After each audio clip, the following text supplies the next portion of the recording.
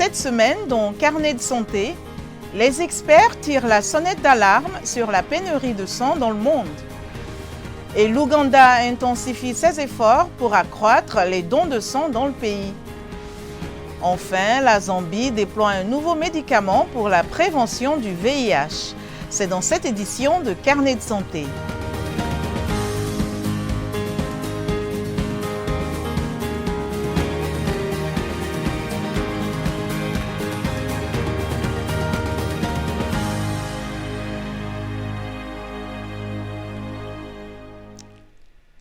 Bonjour à tous, merci de nous rejoindre pour une nouvelle édition de Carnet de santé. La transfusion sanguine permet de sauver des vies, qu'il s'agisse de traiter des urgences médicales, de soutenir des interventions chirurgicales ou d'aider des patients atteints de maladies chroniques. C'est une opération consistant à injecter par perfusion intraveineuse du sang ou des dérivés sanguins. Selon l'OMS, toutes les 2 ou 3 secondes, quelqu'un, quelque part, a besoin de sang. Cependant, moins de 1% de la population donne régulièrement du sang. Le don de sang est une démarche volontaire. Un seul don de sang peut sauver jusqu'à 3 vies selon les Instituts nationaux de la santé des États-Unis, NIH. Mais l'accès au sang et la conservation des produits sanguins posent problème dans de nombreux pays, y compris sur le continent africain. Mugume Davis Rakarinji nous en dit plus depuis Kampala, en Ouganda. Le récit est de Gabi Dorsil. Des élèves de l'école secondaire Kololo à Kampala ont fait un don de sang dans un centre de collecte temporaire de la Croix-Rouge. Juliana Montoni, 18 ans, explique que, comme la plupart de ses camarades, elle craignait que le don de sang ne la rende malade, mais elle a constaté que ce n'était pas le cas. Ce qui m'a motivée à donner mon sang aujourd'hui, c'est pour sauver la vie des patients qui souffrent de différentes maladies, afin qu'ils puissent retrouver la santé. Et en ce moment, je me sens bien. Je n'ai pas de problème de santé, je peux sauter, je peux marcher, je peux faire tout ce que je veux. La Croix-Rouge ougandaise affirme que les étudiants donnent au moins 70% du sang collecté. Doram Bania, professeur d'hématologie à l'université de Yaoundé au Cameroun, explique que de nombreuses personnes dans les communautés africaines sont susceptibles quant au don de sang. Il faut que les gens soient directement touchés pour qu'ils donnent de leur sang. Il y a tellement de mythes sur la transfusion sanguine. Certains disent que lorsqu'ils donnent leur sang, les bénéficiaires prennent également leur chance, leur bénédiction, et c'est pour cela qu'ils ne donnent pas leur sang. D'autres pensent que leur sang serait revendu plus tard. L'Organisation mondiale de la santé affirme que seule la moitié du sang nécessaire aux transfusions chaque année sur le continent est collecté, laissant de nombreuses personnes confrontées à des pénuries qui mettent leur vie en danger. Début mars, des dizaines d'experts de 40 pays africains se sont réunis à Kampala pour discuter des moyens de dissiper les craintes et d'augmenter les dons de sang. Le docteur Diana Atwine, secrétaire permanente du ministère ougandais de la Santé, explique pourquoi l'Afrique doit améliorer ses services de transfusion sanguine.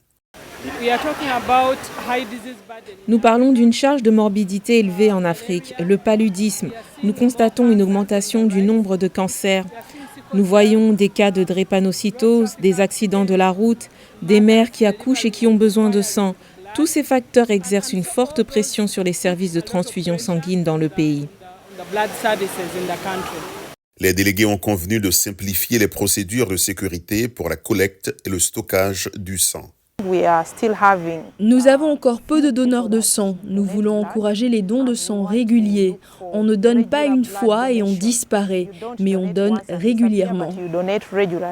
Elle explique que les responsables de la santé présents à la réunion de Kampala ont accepté de travailler à la simplification des dons de sang et des transfusions sanguines. Les délégués ont également convenu de réduire les besoins en transfusion sanguine en s'efforçant de prévenir les maladies et les accidents de la route dans leur pays. Avez-vous déjà donné du sang et êtes-vous prêt à le faire si nécessaire pour sauver la vie d'autrui? Voici quelques réactions sur Facebook. Kennedy Sitati du Kenya écrit « J'ai donné du sang plusieurs fois, principalement à des victimes d'accidents ou durant des campagnes médiatiques.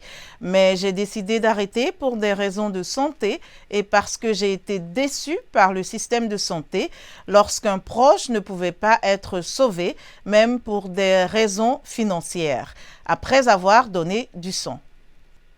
Augustin Kabonda de la RDC écrit « Je ne suis pas disposé à donner du sang, car si vous tombez malade et avez besoin de sang, qui vous aidera ?» Mara John Paulson de la RDC déclare « Je ne me suis jamais porté volontaire pour donner du sang, mais si je suis sensibilisée, je suis prête à le faire. » Et enfin, Shukuru Darius de la Tanzanie écrit « Je suis prêt à faire le sacrifice pour sauver la vie de quelqu'un parce qu'il a le droit de vivre comme moi. » Dr Beda Aline est hématologue en RDC. Elle explique pourquoi donner son sang et les mesures de sécurité pour le donneur et le receveur. Le don de sang commence par la sensibilisation parce qu'il faut d'abord prendre le temps de discuter avec le donneur, de l'informer de l'intérêt de cet acte qu'il va poser et de le rassurer aussi parce que voilà, nous sommes en Afrique et parfois il y a beaucoup de rumeurs qui circulent dessus par rapport à ce que représente le sang dans la culture et socialement. Donc, il faut l'assurer sur le bienfait et l'usage qui en sera fait. Après, nous passons à un moment d'une évaluation clinique parce que nous avons besoin de savoir déjà au départ si le donneur n'a pas des maladies ou des problèmes de santé qui pourraient être une contre-indication en son don parce que ça ne sert à rien qu'il fasse un don pour se mettre lui-même en danger. Et après ce moment-là, si on doit obtenir aussi le consentement du donneur, parce qu'après qu'il ait compris tout cela, il faut qu'il l'accorde, qu'il soit consentant. Un bon candidat, c'est une personne pour qui déjà il n'y a aucune chance que le fait qu'il fasse son don lui soit préjudiciable. Ça veut dire quelqu'un qui a déjà un taux d'hémoglobine, ça veut dire c'est une des composantes du sang qui est d'ailleurs la plus connue parce que généralement c'est pour cette raison d'ailleurs qu'on fait le plus ces transfusions quand l'hémoglobine est basse. Si une personne a déjà un taux d'hémoglobine qui est bas, il ne peut pas faire un don de sang parce qu'il ne va pas donner ce qu'il n'a pas suffisamment.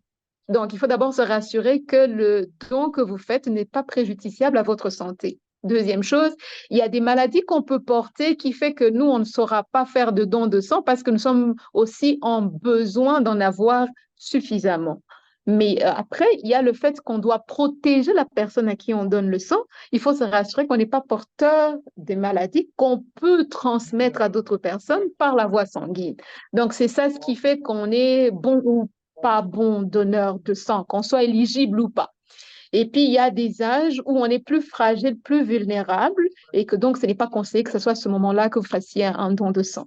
Il y a plusieurs raisons qui peuvent faire que vous soyez en besoin de transfusion. Vous pouvez connaître un accident, vous pouvez avoir une maladie qui empêche votre système lui-même à pouvoir vous réapprovisionner avec tout ce que j'ai cité comme composé du sang. Vous pouvez aussi avoir des maladies qui attaquent vos composés sanguins. Et donc, quand quelqu'un fait un don de sang, il pose juste un acte très héroïque. Un nouveau rapport des Nations Unies révèle que le nombre d'enfants décédés avant 5 ans a connu une baisse significative. Davantage avec Blanche Sanou. Le groupe interinstitutionnel des Nations Unies sur la mortalité infantile estime que le taux de mortalité mondial des moins de 5 ans a diminué de 51% depuis 2000. Plusieurs pays à faible revenu ou intermédiaire ont dépassé cette baisse avec une réduction de 75% dans le Cambodge, le Malawi et le Rwanda. Dans son nouveau rapport, le groupe affirme que ces progrès sont possibles lorsque des ressources sont suffisamment allouées aux soins de santé primaires, y compris la santé et le bien-être des enfants. Mais les résultats montrent également que malgré ces progrès, 4,9 millions d'enfants sont morts avant l'âge de 5 ans, dont la moitié étaient des nouveau-nés. La vie de 2,1 millions d'enfants et de jeunes enfants âgés de 5 à 24 ans a également été écourtée. La plupart de ces décès se sont produits en Afrique subsaharienne et en Asie du Sud. Au rythme actuel, 59 pays ne parviendront pas à atteindre l'objectif en matière de mortalité des moins de 5 ans et 35 millions d'enfants mourront avant d'atteindre leur 5e anniversaire d'ici 2030. Cela est principalement dû à des causes évitables ou traitables telles que la naissance prématurée, les complications survenant au moment de la naissance et certaines maladies comme la pneumonie, la diarrhée et le paludisme. Les experts affirment que de nombreuses vies pourraient être sauvées grâce à un meilleur accès à des soins de santé primaires de haute qualité et à des interventions peu coûteuses telles que les vaccinations ainsi que le diagnostic et le traitement des maladies infantiles. La Zambie a reçu la première livraison d'un nouveau médicament destiné à prévenir l'infection par le VIH. Cette livraison fait de la Zambie le deuxième pays au monde après les États-Unis à proposer ce produit préventif injectable en dehors du cadre de la recherche. Cathy Short raconte depuis Lusaka, Zambie, récit Thierry Kaoré. Pendant 2 ans, Precious Mbomboli a pris des pilules tous les jours pour éviter d'être infecté par le VIH, le virus qui est à l'origine du sida. Mais cette jeune femme de 21 ans est l'une des premières en Zambie à recevoir un nouveau traitement préventif injectable. Je suis passée au nouveau médicament injectable le 25 février parce que la pilule m'était difficile à prendre car j'avais l'habitude d'oublier de la prendre. Parfois, je n'étais pas à la maison au moment de prendre les médicaments, alors l'injection me permet de me sentir mieux et d'avoir confiance en moi. Le nouveau vaccin est connu sous le nom de Cabotegravir à longue durée d'action. Chaque injection prévient l'infection pendant 6 mois. La Zambie est le premier pays à revenu faible ou intermédiaire à proposer ce traitement au public. Nos principaux groupes d'âge sont les adolescentes et les jeunes femmes âgées de 16 à 24 ans et nous nous intéressons également à leurs partenaires sexuels. Des représentants locaux appelés connecteurs comme Joy Tapale contribuent à la mise en œuvre du programme. Le conseil est basé au sein de la communauté. Nous mobilisons la communauté, nous la sensibilisons, nous procédons à la sélection des filles qui sont éligibles à l'inscription. Le gouvernement américain a offert près de 15 000 doses du vaccin Cabotegravir, ce qui devrait protéger près de 2000 Zambiens contre le VIH pendant 1 an, selon l'ambassade des États-Unis. Mais les experts disent que les personnes qui se font vacciner doivent quand même prendre des précautions. Les gens se font injecter et pensent que c'est une solution miracle qui leur permet de sortir et de coucher à droite et à gauche. En réalité, le message est que ce n'est pas la raison pour laquelle ce vaccin a été mis sur le marché. Il faut savoir que ce médicament n'empêche pas les grossesses. Il ne prévient pas les autres infections sexuellement transmissibles. Environ 1 400 000 Zambiens vivent avec le VIH, avec environ 33 000 nouvelles infections par an. Les experts pensent que le nouveau vaccin contribuera à faire baisser ces chiffres. Notre émission tire à sa fin. Pour plus d'informations et l'actualité, rendez-vous sur notre site web voaafrique.com. Vos questions et réactions sont toujours les bienvenues sur la page Facebook de VOA Afrique. Vous pouvez aussi me suivre sur X @LenorMoudou. Merci de votre fidélité à Carnet de Santé. D'ici la semaine prochaine, portez-vous bien. À bientôt.